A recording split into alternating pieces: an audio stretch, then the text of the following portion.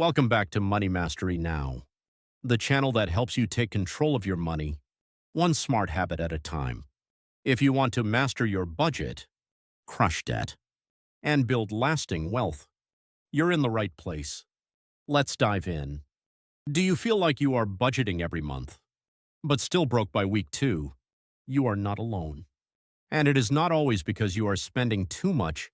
It is often because your budget is built on a few small mistakes that quietly sabotage your progress. Maybe you are doing your best, writing down your plan, cutting back where you can, and yet the money is gone before the month ends. Again, budgeting is not just about numbers. It is about structure, habits, and strategy. And when even one piece is off, the whole plan can fall apart. In this video, we are going to break down the 7 biggest budget mistakes that are quietly keeping you broke. These are the things no one tells you about when you start budgeting. And more importantly, we will talk about exactly what to do instead. If you are ready to stop living paycheck to paycheck and start building a budget that actually works, you are in the right place. Let's get into it. Mistake number 1 is this. You are building your budget using your gross income instead of your net income. Gross income is your total salary before taxes. Net income is what actually hits your bank account after taxes, insurance, and other deductions. If you are budgeting with your gross number, you are overestimating what you have to spend. And that creates a dangerous gap between your plan and your reality. Let's say you make $4,000 a month on paper, but after taxes and deductions, you only take home $3,000. That is a $1,000 difference. And if your budget is built on $4,000, you will always feel like you are coming up short because you are. The fix is simple, but it is powerful. Start with your net income only. That is your real number. That is the amount you can actually use to pay bills, buy food, and save money. If your income is not steady, for example, if you earn tips, work multiple gigs, or have a variable schedule, use your 3-month average. Add up what you earned over the last 3 months. Divide by 3. That number gives you a realistic picture of your monthly income. It is better to underestimate and have money left over than to overestimate and end up in the red. Your budget is only as accurate as the income it is built on, so start by getting that number right. In the next section, we will look at another mistake that causes budgets to fall apart, guessing your expenses instead of tracking them. Mistake number 2 is one almost everyone makes when starting a budget: guessing your expenses. You sit down to write your budget. You put down $500 for food, $200 for gas, maybe $100 for entertainment. But here is the problem. You are not writing down what you actually spend. You are guessing, and guesses are almost always wrong. In most cases, people underestimate their expenses. You think you spend $500 on food, but in reality, it is closer to $700. You think your monthly gas is $200, but it jumps up when prices rise or you take an extra trip. This leads to frustration. You stick to your budget for a few weeks, and then you run out of money, and you feel like budgeting doesn't work.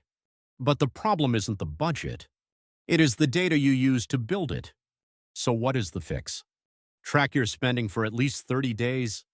Write down every dollar, where it went, why you spent it.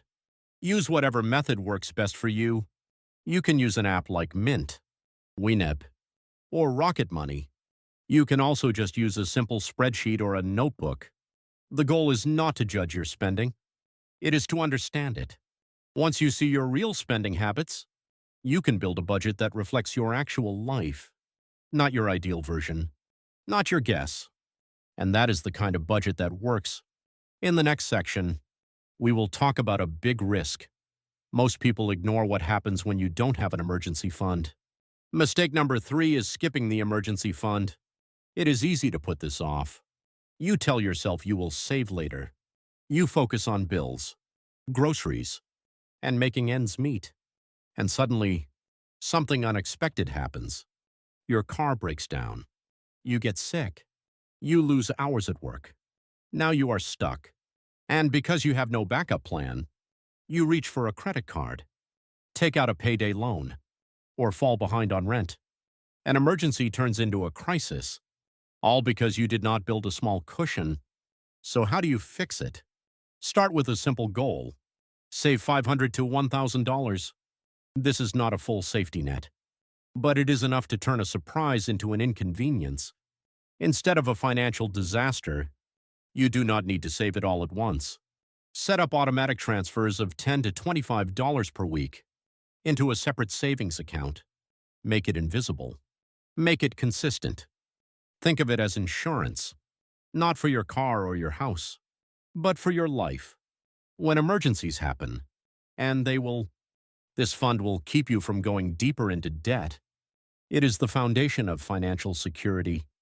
In the next section, we will look at a different kind of mistake: budgeting too strictly and leaving no room to enjoy life. Mistake number 4 is budgeting too strictly. Yes, being disciplined is important, but some people take it too far. They cut out everything fun. No coffee runs, no takeout, no movies, no room for spontaneity. At first, it feels good. You feel in control. You are saving. You are focused. But then life happens. You get invited out. You have a stressful week. You want a small treat or break. And because your budget was built like a prison, you feel like you are breaking the rules just by enjoying life. Eventually, you give up completely. You overspend. You start resenting the idea of budgeting altogether. That is not sustainable. Budgeting should support your life, not suck the joy out of it. So here is the fix. Set aside 5 to 10% of your income for fun money. This is guilt-free spending. You can use it on anything you want. Dinner out, streaming services, a new book, anything that makes you feel human. Also, add a buffer for unexpected costs. Even the best budget can't predict everything. Build in a small line for random expenses. That way, one surprise doesn't throw everything off. Budgeting is like dieting. If it is too strict, you will eventually binge. If it is balanced, you can stick with it long term. In the next section, we will look at another silent budget killer: ignoring irregular or annual expenses. Mistake number 5 is one that sneaks up on a lot of people. Ignoring annual or irregular expenses. You remember to budget for rent. You remember groceries and gas. But what about car registration, annual insurance premiums, holiday gifts, vacations? These don't come up every month, so they get forgotten until they show up. And suddenly, your carefully planned budget is blown apart. You scramble. You dip into savings. You swipe a credit card. You feel like you failed when really, you just didn't plan for it. So what's the fix? Make a yearly expense list. Go through your calendar. Write down anything that happens once or twice a year. Birthday gifts, school supplies, back-to-school shopping, annual vet visits, car maintenance. Then, add up the total cost for the year. Divide it by 12. That number becomes your monthly savings target. For example, if your annual gifts and insurance total $1,200, you save $100 a month toward that fund. Keep the money in a separate account labeled non-monthly expenses. That way, when those bills come up, you are ready. No surprises, no credit cards, no stress. Budgeting isn't just about what happens every month. It is also about what always happens eventually. In the next section, we will talk about a mistake that can ruin even the best budget: not tracking your spending after you write the plan. Mistake number 6 is one that breaks even the best budget: not tracking your spending after you make the plan. You sit down. You write out your budget. You feel proud.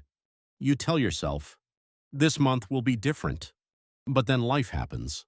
You go grocery shopping. You fill up the tank. You grab a quick lunch. You forget to write it down. Before you know it, 2 weeks go by. You look at your bank account and wonder, where did all my money go? The truth is simple. A budget you don't track is just a wish. It looks good on paper, But it doesn't work unless you check in with it regularly. Budgeting is not one and done. It's a living process. The fix is easier than you think. Start by doing a weekly budget check-in. Pick one day Sunday. For example, take 10 minutes to look at what you spent last week and compare it to your plan. Then, take it a step further. Spend 5 minutes each night writing down what you spent that day. You can use an app. You can use a notebook. You can use your phone's notes. Whatever helps you stay consistent. This tiny daily habit builds massive awareness. And when you are aware, you make better choices. You will catch overspending before it gets out of hand. You will feel more in control. And your budget will finally start working because you are working it. In the next section, we will wrap up with a mindset shift that matters why budgeting isn't something you do once, but something you revisit often. Mistake number 7 is treating budgeting like a one-time task. You create a budget once. You feel organized. You think you are set. But then something changes. Your rent goes up. You start a side gig. Gas prices rise. Or your kid needs new shoes again. And suddenly, that perfect budget you built no longer fits your real life. That is where most people go wrong. They treat budgeting like a checklist item instead of a habit. Budgeting is not static. It needs to evolve with you. The solution: update your budget every month. Before a new month starts, take time to review what worked, what didn't, and what needs to change. If you share money with a partner, schedule a monthly budget meeting. It does not have to be long. 15 to 30 minutes is enough. Talk through bills, goals, and any upcoming expenses. This small habit helps you stay aligned, avoid surprises, and build momentum. Think of your budget like a GPS. It only works if it knows where you are right now, not where you were last month. Keep it current. Keep it flexible. And most importantly, keep using it. Coming up next, we will wrap things up with a quick summary and some encouragement to help you move forward with clarity and confidence. Let's wrap this up. Budgeting is not about being perfect. It is about being honest. Honest about what you earn, what you spend, and what really matters to you. Budgeting only works when it's realistic, flexible, and tracked regularly. If it does not fit your life, you won't stick with it. And if you do not track it, you won't know what is working. You do not need the perfect plan. You just need to start, and then adjust along the way. You will make mistakes. Everyone does. That is part of the process. But every time you review your budget, every time you shift and improve, you take back more control of your money and your life. So here is your next step. Take one of the mistakes we talked about today and fix it this week. Just one. Maybe you will track your spending for the first time. Maybe you will build your emergency fund. Maybe you will finally sit down for that monthly money check-in. Whatever it is, do it now. And if this video helped you understand your budget better, hit subscribe and share it with someone who needs a budgeting reset. Because when we take small steps together, we build stronger futures $1 at a time. Thanks for watching, and I will see you in the next one.